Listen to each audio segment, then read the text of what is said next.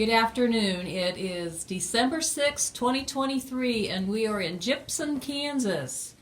And we're with a World War II veteran. Good afternoon. Yeah.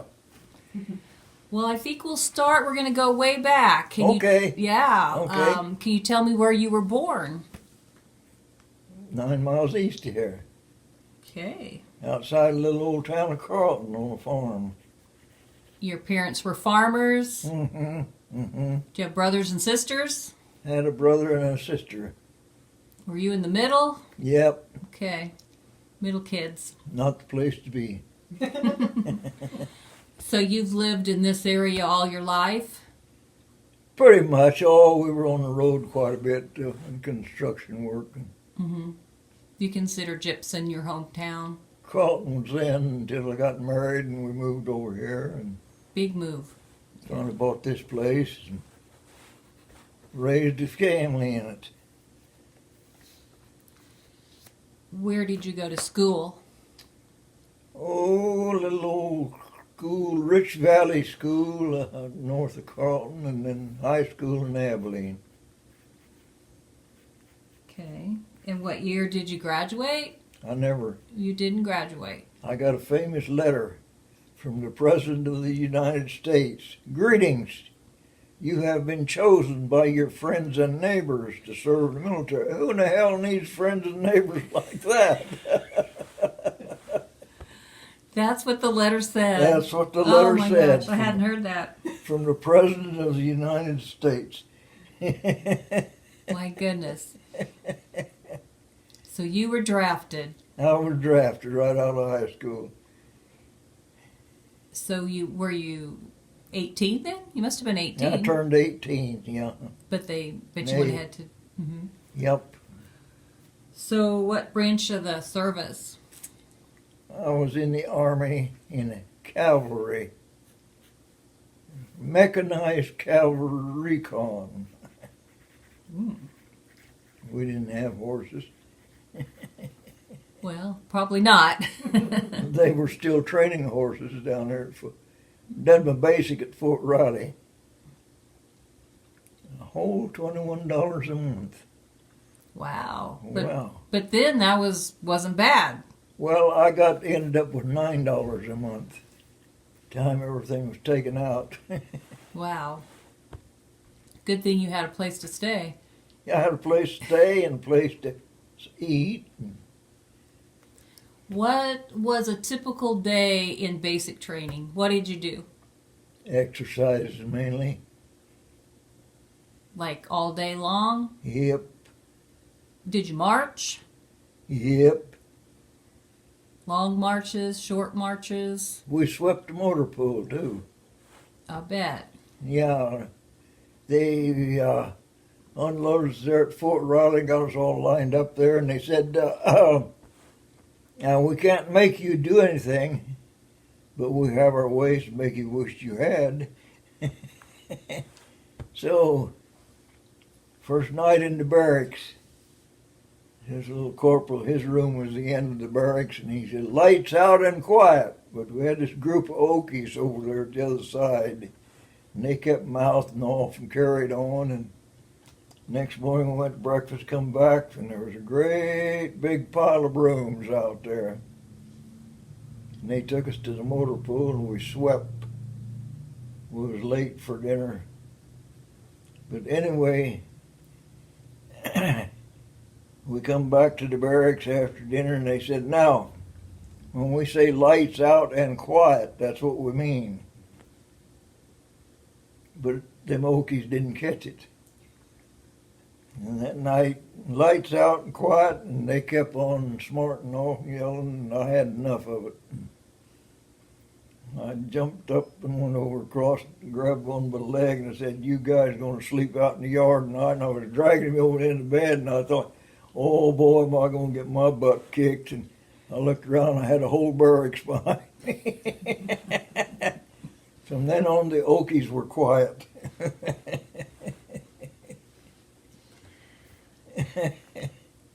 How long were you in Fort Riley? I don't remember whether it was 6 or 8 weeks, something like that. I'm not too good on dates. Yeah. Do you remember what year it was that you went into the service? I think that was 43, I think. Okay. Yeah, I know it was, because I got overseas in 44. So you were in Fort Riley, and from there you had more training? Nope. Nope. No, the last, we finished our basics, and then they took us to Camp Phillips to show us what field rations were like and living out in a foxhole. We was there a week and come back to Fort Riley, and then I comes home and we go on our 7-day leaves plus travel time, but I had no travel time. So I showed up at night, last minute to get, and there was just a sergeant in the orderly room, and he said, well, pack your bags and I'll get you up for breakfast. You're leaving in the morning. So it was just him and the cook and I, and we had breakfast, and he took me over to Ogden. We got on a troop train and went to Fort George G. Meade, and they fitted us for overseas. Made pack mules out of us, all kind of clothes. We had a great big pack on our back and carrying a half a bag, duffel bag of clothes. Do you know how much it weighed, the Oh, pack? about 80 pounds probably, And how much did you weigh at the time? 110 pounds. Holy cow. I was too light. I enlisted in the Air Force, but I was 6 pounds underweight. So they stuck you in the Army. No, they said go home and gain 6 pounds, and I did, and I went back, and we don't need any more people. So that's when the draft board took me. But anyway, got to Fort Meade, and they gave us all them clothes. A long time afterwards, dawned on me that we were just pack mules, all that stuff over there for them. But they said it was ours, even when we got to France. They said, we'll put it in a warehouse for you. Yeah. No, then, so Fort Meade, we goes into New York, down to harbor, and gets on the Queen Mary. Nice. What a big boat. They had the guys stuffed in every crack and cranny. There's 14,000 of us on there. And 5 days later, we ended up over there in Glasgow, Scotland, where we unloaded. And we get in a crummy little old passenger train and none but wooden seats and overcrowded and no place to sleep, and traveled all night long. Just starting to get daylight, we unloaded down on the dock in England. You got to England and then you took an LST boat across the English Channel. And did you cross and did you get into France? Where did you get into France? On Utah Beach or? We went into Le Havre, France, is where they Okay. unloaded us off that LST. Okay. Yeah, see, this was the middle of winter when the Battle of Bulge was winding down time. We made it there. Then I went up in somewhere in France. I just remembered that one the other day. Put us dropped us off in a replacement depot, and next morning they said, you can go over there. Well, there's a prisoner of war camp there too. And he said, you go over and guard the prisoners up, and they're going to be painting a new chapel. Old country boy, you'd heard all that, how mean them Germans were and tough and everything. And so I went over to the prison gate and scared to death. And about a half a dozen Germans come out all happy, and up to the chapel we went. And that was the happiest bunch of people you ever saw. I didn't realize why until we got into Germany. They had been they were getting 3 squares and a bed and a shower and they'd been deloused. Them old German boys were all lousy when you brought them in. Oh, I bet. Yeah. They wouldn't have left there. You couldn't have drove them out. And most of them was only about 5 foot tall. They weren't big guys or anything. Oh, that's interesting. Yeah, they were quite the guys. They had it made. Better than they had before they was in the army. So that was your first assignment, so to speak, in Europe? That was going up there at the replacement camp. They had me go and guard them prisoners. And then where'd you go from there? Well, eventually we went to Luxembourg City in Luxembourg. That's where our outfit was pulled back, regrouping. And well, this is, like I say, it was kind of a renegade bunch and recon boys. And it was old Jake. He wore a spotted pony skin vest. And well, we arrived and there was 6 of us, I think. And somebody said to old Smitty, "Go find a place to stay for the night." And here comes Smitty with a derby hat on. Took us down to a house. Yeah, this will be a good one to stay in tonight. Yeah. So tell me, you were in a recon group. What did the recon group do? We went out looking for the Germans. And then you would report back to the armies where to go. And yeah, and they wanted to know what was up there, so we had to go find out. So you had to be sneaky. No, we drove right up. Oh, really? Most of the time. Like I say, we just drove till we got shot at, and we knew where it was at then, so I guess so. we'd leave. So how many men were in your... It all depended. See, we had them M8 armored cars, and there'd be 2 Jeeps with each one of them. Sometimes it just 1 armored car and 2 Jeeps, and sometimes there'd be a couple of them, and some days it'd be a whole dang convoy of us. But yeah, no, usually when you found them, why, you just took off down the road as hard as you could run, and because it wasn't no use staying there and trying to fight anything. Yeah, you didn't have very many men. No. We had a lot of firepower, but that was it. See, each Jeep had a 50 caliber and a 30 caliber machine gun on it. The old armored car had a 50 caliber on it. Usually always worked out. Do you have to shoot back once in a while so you could get out of there? Yeah, sometimes, but yeah. Oh, and funny things. We'd pull into one of them villages out there, and well, maybe they'd find German soldiers hiding in the basement. So then we had to go through the whole darn town, and so we pulled the vehicles back off the road, and guys was going through town. Some of them stayed out there to kind of cover them, and we hear something coming through town. Uh-oh. Here a dang sidecar motorcycle comes out of town. On down the road he goes. He never saw us. Old Jake said, "Shall I shoot?" And I said, "Suppose something following him?" He said, "Well, wait a minute."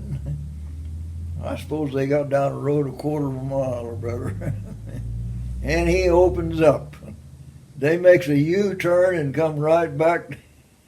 And I don't know how he was missing them, boy. It looked like they was right in the middle of it. They just roared back, and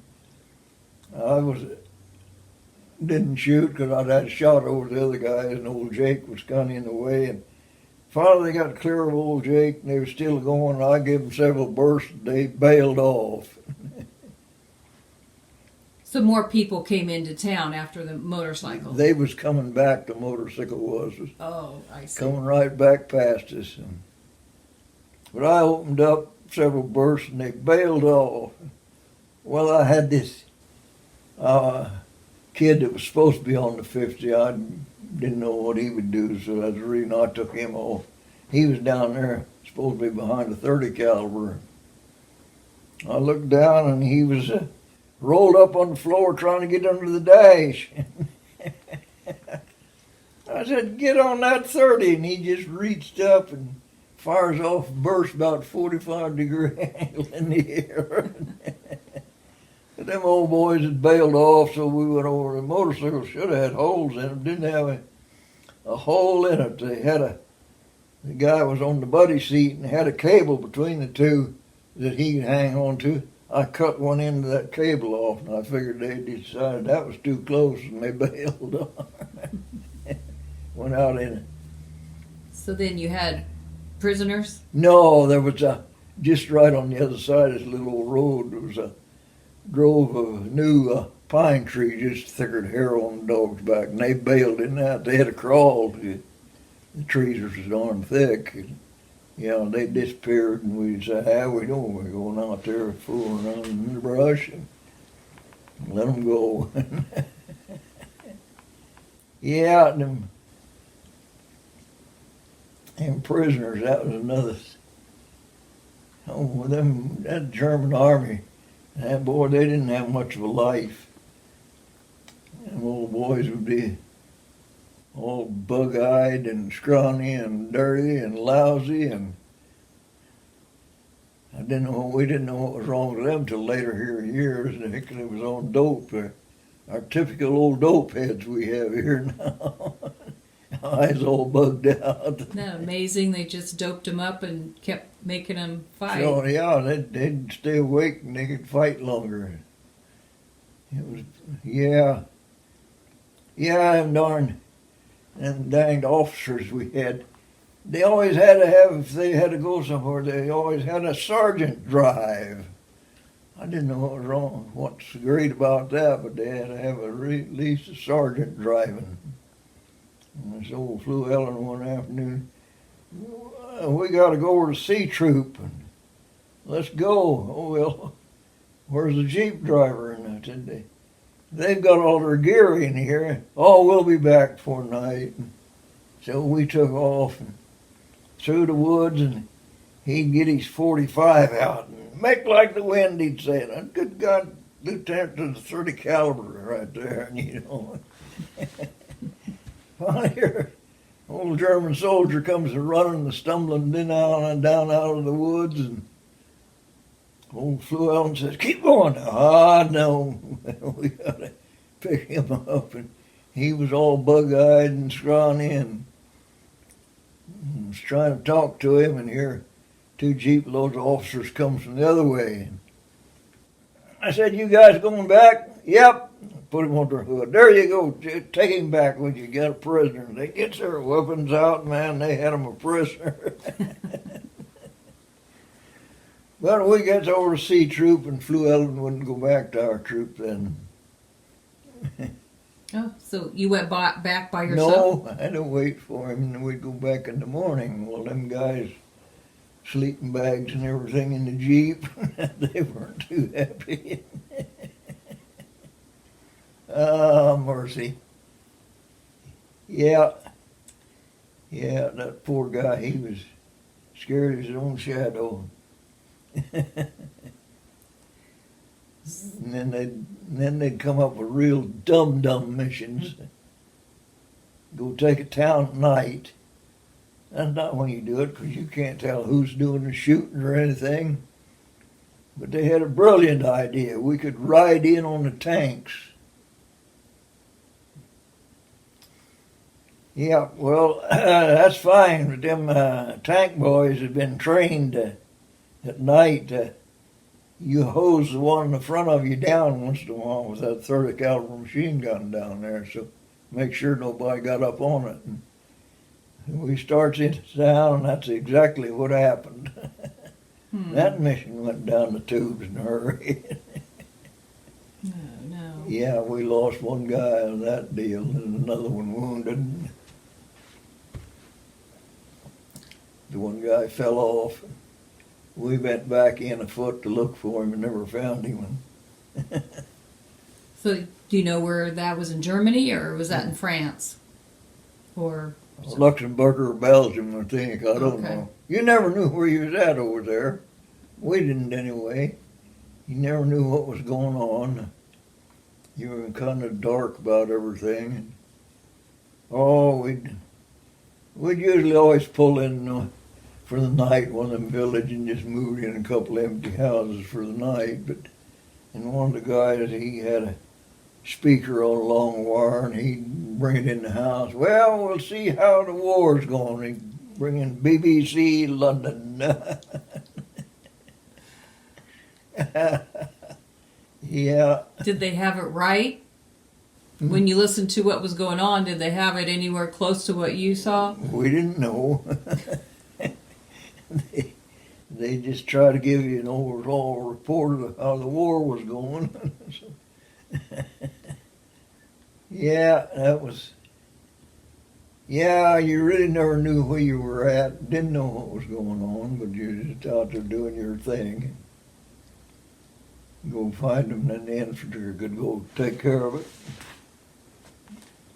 So you would go out, they'd fire on you, and then you would go back and let them know where Yeah, you found them, and then you just stay away from the. they'd give you another mission. And then you go a different direction and Yeah, look go- for some more. Yeah, you may sit around several days for another one come up. It wasn't a war every day. You done a lot of sitting around and same way as the infant all them. When mission was over, why they may sit around a while waiting for another one. But anyway, we got it over with finally anyway. Yeah, we was in the wrong country even once. Over there. What country were you in? I don't know, Czechoslovakia or someplace over there. We sat out there at the edge of town, sat out there and finally worked out. Hey, you boys don't belong over there. I guess that went to the Russians, so we weren't supposed to be there. Oh, we had lots of characters in that outfit. Good characters, though. Did you stay in touch with any of the guys? Hmm? Did you stay in touch with any of them after the war? No. They they all scattered. See, I didn't have being single and not too much time in, so I didn't have any points to come home. We had all them guys. A lot of them been there since day one, so they all left, went home. Officers all left and went home. We drew some real dandies in. Where were you when the war was over? Somewhere in Germany. And it just came over like your officers got word? Now, an old German civilian come walking out of that village. We wouldn't see a man civilian very often, but he come walking down. He said, "The war is over." And I said, "Well, I hope the rest of them idiots out there know it." Same way when Roosevelt died, one come walking down the road and he said, "Your president has died." Well, so what? It disappointed him. We were supposed to come unglued. Yeah. And where did you go after the war? What was your assignment? They sent us into Berlin, surrounded by Russians. They sent us in there. Well, they had a squadron meeting the first night, and the guy said, "Well, you guys are here to see the Russians get out of the American zone and stay out." He said, "The only thing they understand is shoot and shoot to kill." Scary. We see, Helmstedt was in the British zone. I don't know how many miles that might have been down the Autobahn then to, it was an all-day drive to Berlin, but they sent a couple of trucks back to Helmstead the next day for supplies, and that was the last anybody ever saw of them trucks or drivers. Figured the Russians had took them. So we had to send an armed escort with all supplies, trucks. They were supposed to be allies. So when we found out they weren't our friends at all, because they said they took that town and they was going to keep it, but then. How long were you there in Berlin? I don't know. Oh, quite a while. Oh, a month or two. They sent an airborne outfit in and relieve us. So how did you control the crossings between the Russian sector and the U.S. sector? Just a little old guardhouse there, and a man with a flag, and one of them walked out on the road to stop a Russian truck one day, and the guy ran over him and went on. And so they brought in them quad 50 anti-aircraft guns on half tracks and set them there, see if they want to try to run through there then. Yeah. Well, one night, somebody had to shoot one of them, and they was debating what do we do now, and this one sergeant said, throw him on the hood of that Jeep, I'll take care of it. And the Russians had their little guardhouse down the road on the other side. He roared down and hit the brakes, dumped him off, and come back. And hope they got the message. I think you said there was a story when you were on the Autobahn. You went down the Autobahn. Oh yeah. When we just got into Germany, well, we had to wait a little pat and got a bridge across, and we went into Germany then, and they formed up our whole squadron. And our mission was to get to the Autobahn, and that's 100 miles away. And over there, 100 miles is, God, never ended.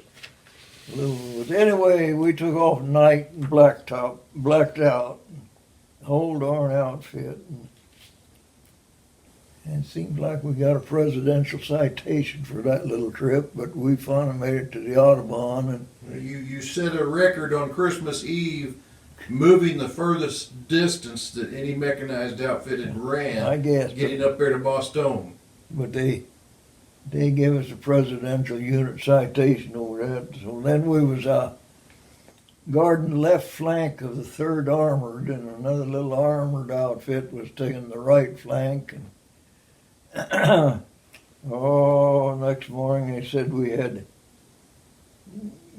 go over and a little business with that little armored outfit, so we took the back roads. They were ahead of us a ways, and got over there and got done, and we come back to the Autobahn. I said, what the heck? Here's them little old stinking roads, and here's this thing. So we just took down the Autobahn going back.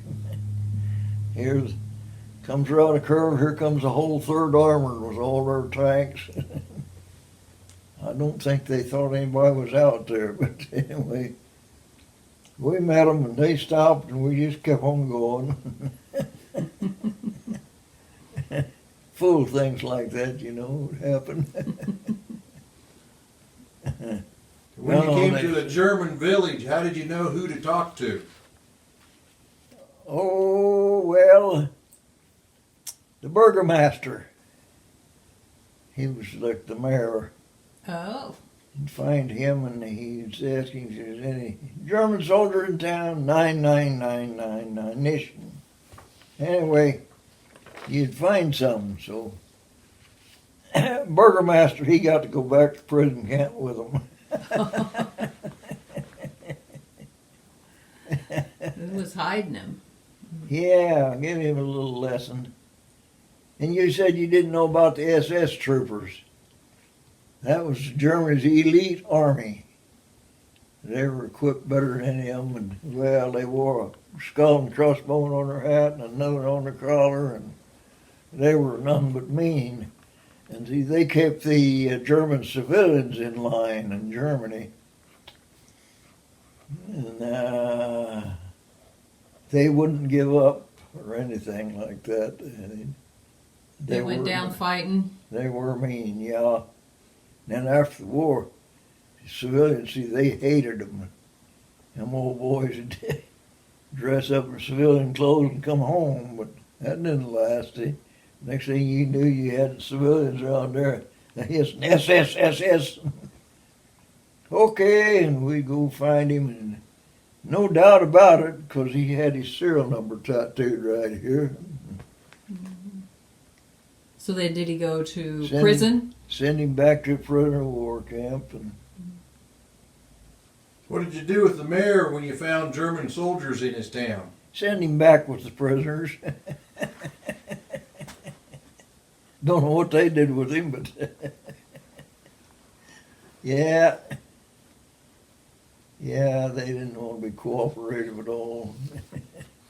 You think of a very interesting story. All of them have been interesting, but can you think of an interesting story when you were out on recon? Yeah, I guess it wasn't. See, we had 2 M8 armored cars and 4 Jeeps, and we were going down this little asphalt road, and it come to a Y down there. All the rest of the outfit was sitting up on the hill waiting on us.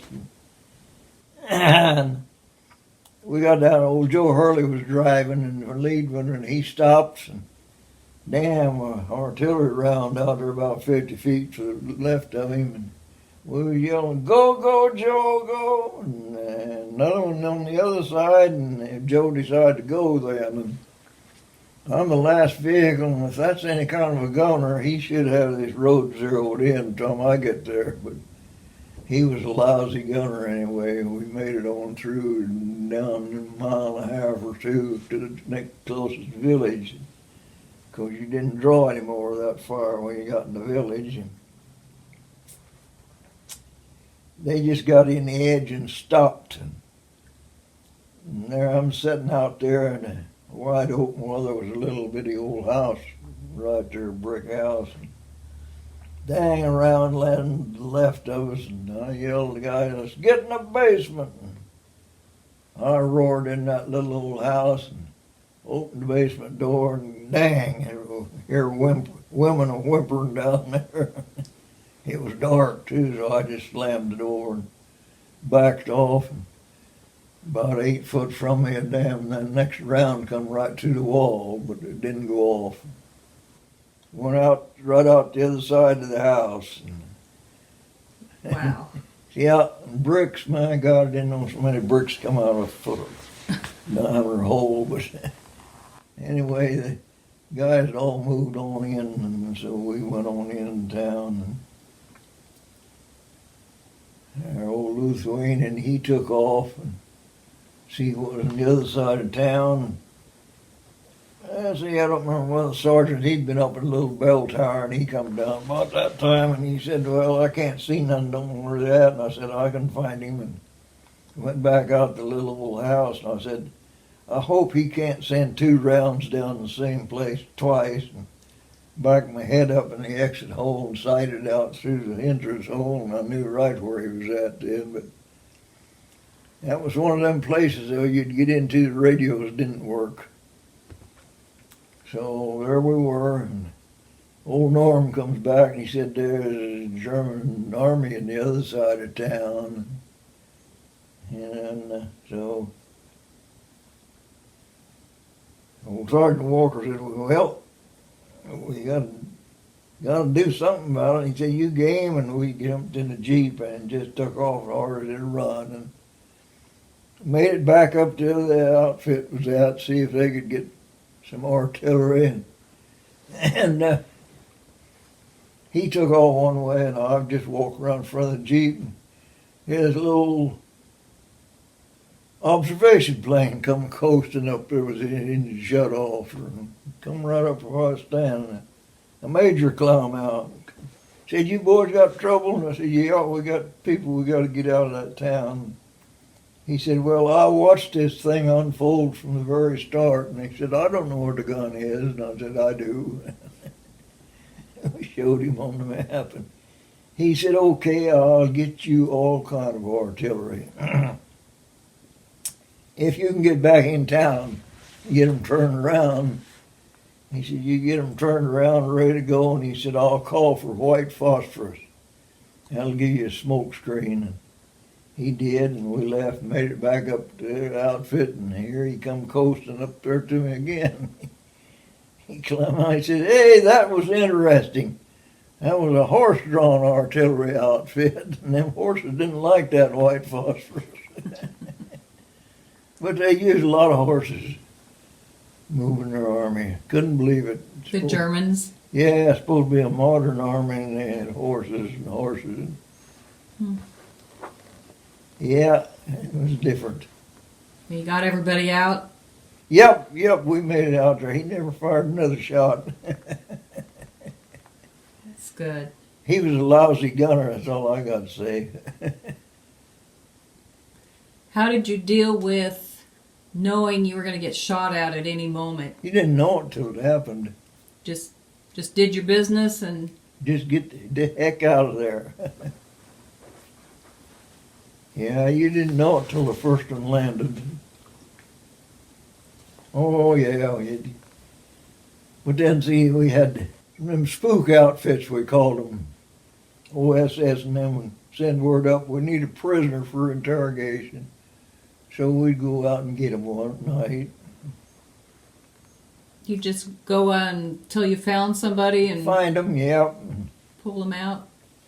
Grab one and bring him back. Sounds like you never knew what you were going to do. No, we never knew. Till it happened. Yeah, they'd use us like infantry sometimes. Yeah. So how long was you got there until the war was over? How long was that time? I spent 18 months over there. 18 months? Yeah. Yep, I don't know. We got along pretty good, all the guys. We had all kind of characters.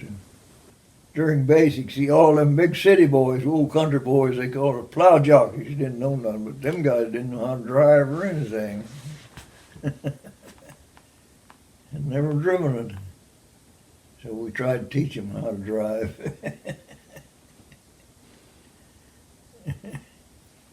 Yeah, I was down there at Fort Riley. Yeah. And I'd come home every weekend. I didn't set too well with the cadre around there, the NCOs, and I brought this one of them big city kids back to the farm on the weekend. Chester Falkowski. He said, I touched a cop's horse once. Can I ride one?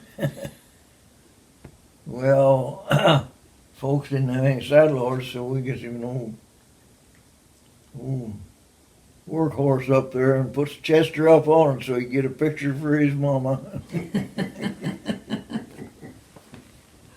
Chester keeps saying, make him trot, make him trot.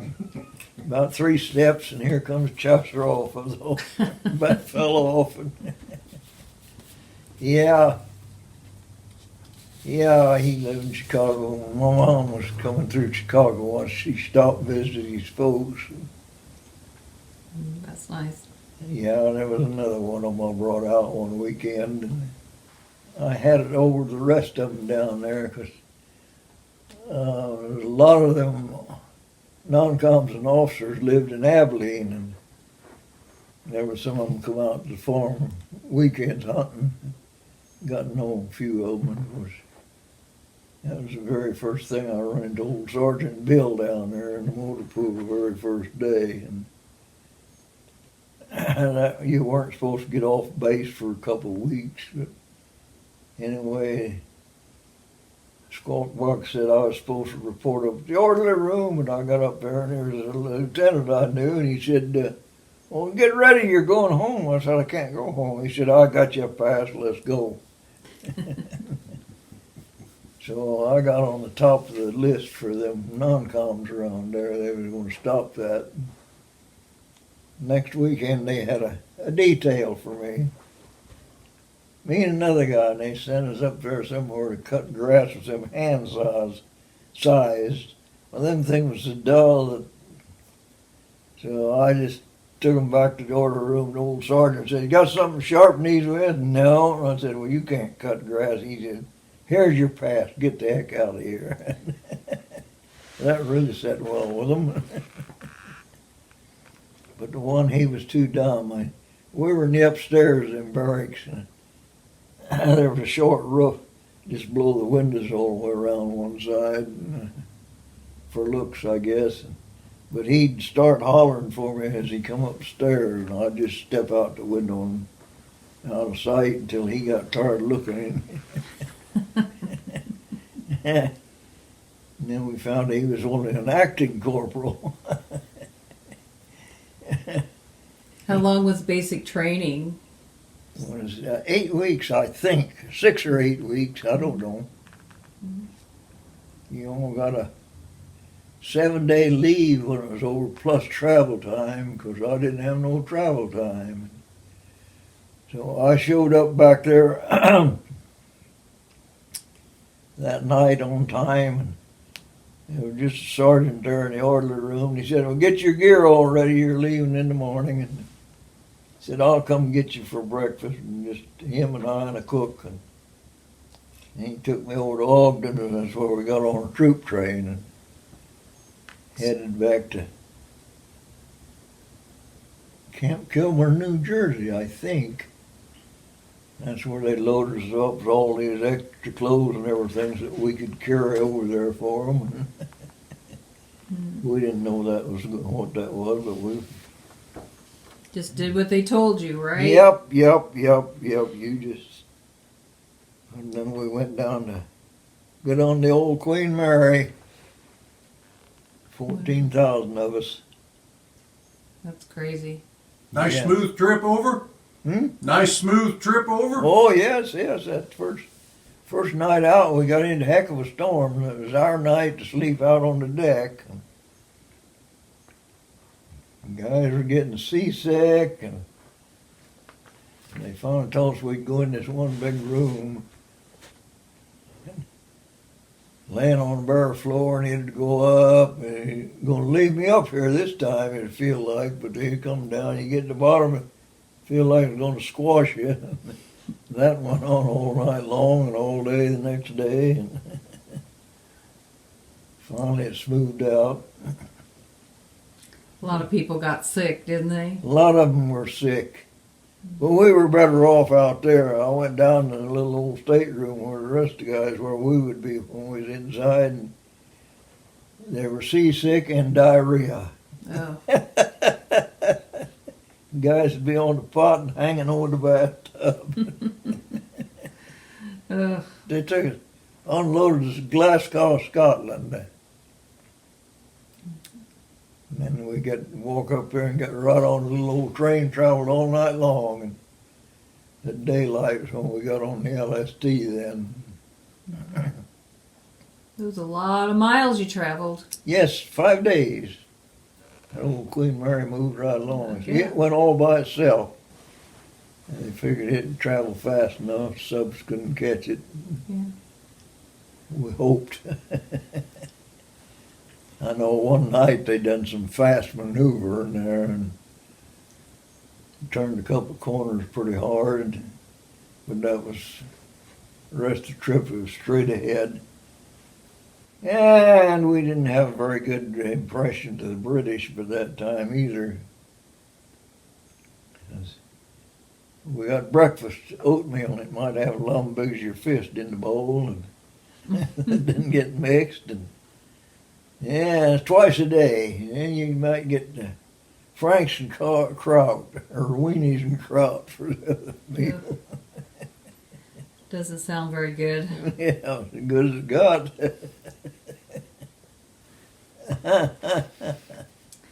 Do you feel like the military changed your life? Could have, I don't know. You're pretty young. Yeah, Anyway. 18 years old and didn't know a thing, and never been out of the state. And then you get in there and they give you all the orders. And Well, like they said when we first got down to Riley there, now we can't make you do anything, but we have ways to make you wish you had. They did. Main thing we did down there was get in shape, calisthenics, all the rest of that basics they tried to show us didn't amount to a whole lot. Because just like them old armored cars had that 37 millimeter gun in the turret, we got them see them shoot one round. That was it. At basic training? Yeah, Well, that really helped. yeah, that really helped. And well, they took us that. They had another deal. They'd stick a long 22 caliber barrel in that big gun, and then they had these little old targets out there, and that broke down. So that was the end of that training. And same with anti-aircraft fire. And they took us out there in the country and had all these 50 calibers lined up, and yeah, this 90-day wonder was getting this drone ready to go. Had a ramp or catapult there but he aimed it right in a great big patch of big old tall dead sunflowers. Fired her up and it took off the ramp and crashed in them sunflowers. So that held things up. So they went filling balloons up and sending them up. And yeah, you could blast away, but so many guys shooting, you didn't know where you were shooting. And then the guy comes with another drone. All he had to do was reposition his damn takeoff machine, but no, he took us all over and stomped the sunflowers down.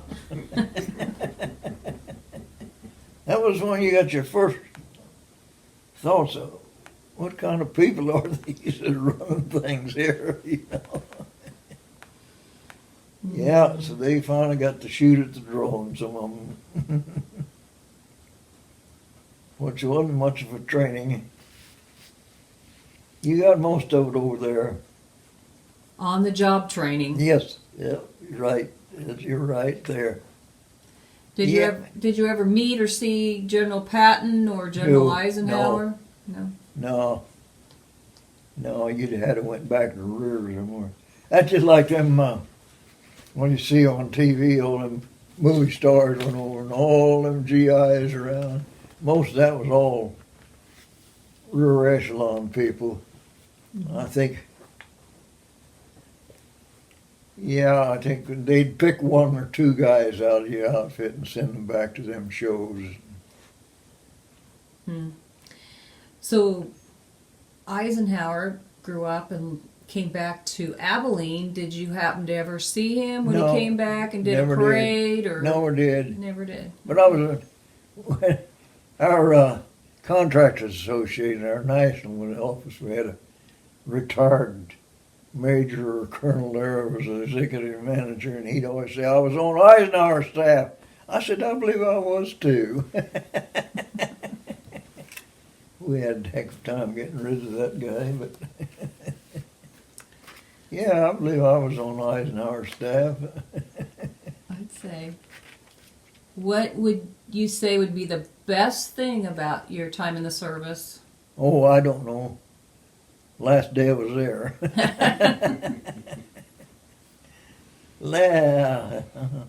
So you got out and came back to Kansas. Did you use the GI Bill? I got my pilot licenses.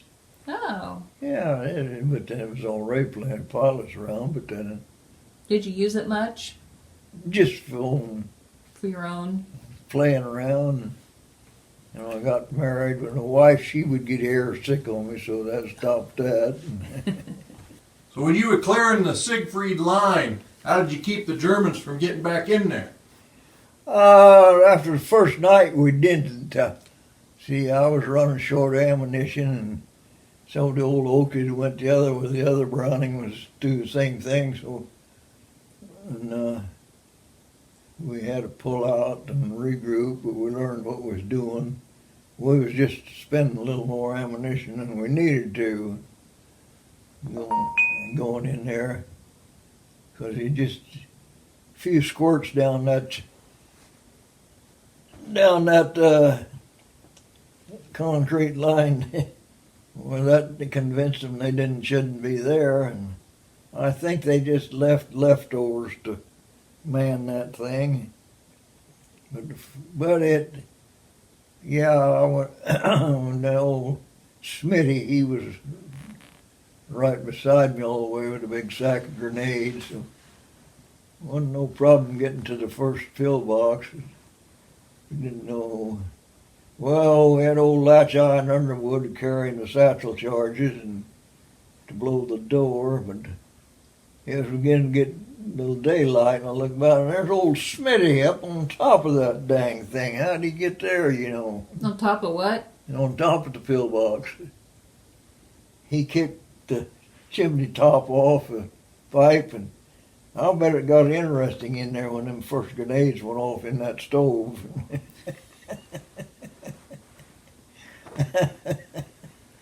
Yeah, old Smitty was a character. He, like a lot of us, he lived a magic life. Yeah, so we had, of course, I just dropped all the damn clips as I changed them, and so we went back and picked up all the clips, and then the next time we went in, we give a fellow a flashlight, he was to pick up the clips and reload them, but we didn't spend near as much ammunition getting down there, and our little old outfit cleaned out 130 of them bunkers. Wow. So this line, where was that exactly, and what was the difference? Siegfried. Yeah. Yeah, that was on the border of Germany and Luxembourg, and yeah, they were going to keep everybody out of their country with that, but it didn't work very well. Well, I think most of them thought we got on the other side of the river, and so I think they had just left leftovers out there to guard that thing. So is that how many was in your group when you took out all those pillboxes? Might have been 20 of us. It's pretty good. Yeah, 'cause we got down in that concrete lined trenches. An old Browning was just pretty well settled out. Yeah, they didn't know anything we were around until we set off that damn Bangalore torpedo under the barbed wire. And in darkness, you're up down there. How deep is that damn thing? How don't jump in there, you know? So I slid down, carrying an 18-pound weapon, God knows how many pounds of ammunition. We were kind of a renegade outfit, just darn recon. Nobody bothered us. And old Willie, he would tell jokes, and then he'd have to explain the joke to you. He got to go back to see one of them shows one time. Mm-hmm. Yeah, they picked old Willie. Well, even after the war was over, Graves Registration sent a message down. They'd two bodies they couldn't locate, and Willie says, I know where they're at, and so he went back and found them for them. And there was a pair of guys from an engineering outfit had got cut off from their outfit. They'd come over with us, and things got kind of hot that night, and they both got killed out there. Willie said, I knew exactly they were still out there under that same tree. So if you did cross trails with Germans that had tanks, what did you do about the tanks? Could you stop them? Who? If you crossed trail with the Germans that had tanks, did you have a way of stopping them? Oh, sure. Yeah. What'd you do? How'd you stop the tanks? Get the hell out of the way. That's what you did. You ain't got no business messing with a tank unless you catch him coming through town. You can pick on the last one. probably ruined his day. That ruined the rest of them's day when they found out what was happening, and they wanted the hell out of town. Yeah, somebody go up the back of him, and if he made a mistake, left his hatch over, well, he got a thermite grenade in there with him. Otherwise, they just put it on top of the intake over the engine, and it'd set the old engine compartment afire. They were done. Did tanks travel very fast? Oh, not real fast, but fast enough. Like what, 30 miles an hour or? I don't think they'd make 30. It depends where they were at, you know. Right, the terrain. Yeah, we didn't run into them too much. That's probably a We good run thing. into this infantry boys one day. Had a new 90-day wonder as their leader. And we pulled in there and were looking up to see what he doing. He had his guys outside town there digging foxholes both sides of the road. And I said, "What are you doing?" "Well, there's tanks up there in the woods." "Well, you don't dig foxholes and a rifle with a tank coming down the road." And that's the way I was trained. That's the way we're going to do it. And then he put fellas in the windows and the downstairs and upstairs, and he was ready. Tank was a 30-06 rifle. I don't think so, but one of the guys told him, "You're going to lose all your people." And no, that's the way I was trained. The way we're going to do it. He lost his people, and we just got back and let him go. Well, nothing we could do about it. The biggest thing, we had a 37 millimeter. All it'd do is make them a little mad. Yeah. Was there anything else you'd like to say? Any other message? I don't know. Hang in there, fellas. That's great. Well, I appreciate you talking to me today. Thank you for the interview, and thank you for your service. Yeah, no, we have lots of stories, but then that's all right. But it was fun with them guys, old Willie and all them guys, and Walker. And we had a couple guys, one named Soupy and another one named Moon, come from that Appalachian country. Did you have a nickname? Oh, they probably all had nicknames. What was yours? I don't know. Just old Sarge. Can't believe it. 20-year-old old Sarge. Yeah, you got them kids. Well, I got along my platoon. I didn't have to ask any of them to do anything. Just say, "Well, it's got to be done. Let's somebody go do it," and a couple of them take off. But after war was over, I had these two young boys, and I had to drive a lieutenant over to the next village. The place was off limits to military because there was too much venereal disease in it. And them two yo-yos, they got talking, a couple of them German squaws, and going to make a date for the weekend. I said, "Don't do it, fellas." And worse things than being caught in an off limits, but thought I had them talked out of it. And dang if they didn't walk over there over the weekend and come back and end up in the guardhouse. And they both come down with something. But when I was leaving the place, going home, and the old captain brought them two boys out of the guardhouse down there to say goodbye. One poor devil, one was cured, but the other poor devil, he couldn't lift his hands any higher in his waist. And I don't think he was going to make it. Yeah, and the old Major Stewart come by when I was waiting to get hauled out of camp. He come by to say goodbye.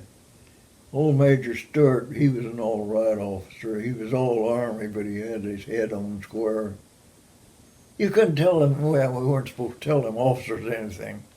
We was up on a hill one day and anything moving got shot at. And so here this here major from headquarters come up there with these big field glasses and crawled out there behind the bushes. And one of the guys said, "Wouldn't do that, Major." But you don't tell them people. Crawled out there and get these old field glasses out there. And they saved his life because that guy hit him direct center of them field glasses. Man. This great big old valley, town built on the whole way. And we was up at the top and hear this airplane coming, and he was flying down the valley just about level with us. And so, by God, a passenger plane. I can get him. I gets on the old 50 and he'd go behind the building and I'd keep tracking. He'd come up and the time he got 90 degrees to me, it was all kind of opening. We're going to take care of this, see who's trying to escape here. And he just come out in the clearing for it and starts firing. One of the guys yelled, "Hey, we're not supposed to be firing at any aircraft unless fired on today." So I had to let him go. Well, yeah. I'm gonna end it here. Thank Okay. you very much. Okay.